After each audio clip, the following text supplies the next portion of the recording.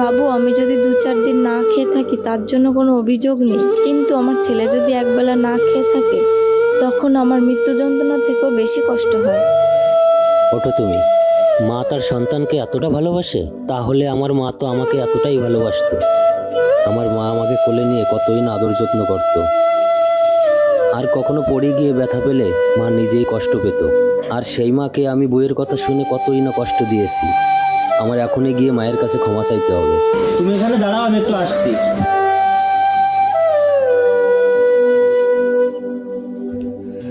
এটা রাখো।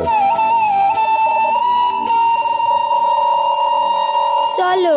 আচ্ছা, আজ শুধু তোর জন্য আমার মায়ের সাথে ভালোভাবে কথা বলতে পারি না এবং আমার মায়ের খেয়াল রাখতে পারি না। তুই আমার আর আমার মায়ের মধ্যে বিবাদ সৃষ্টি করেছিস। আরে যে মা আমাকে লালন পালন করে বড় করেছে আর মানুষ করেছে, আর সেই ভগবানের মতন মাকে তুই দিনের পর দিন আমার কাছে নেগেটিভ করেছিস।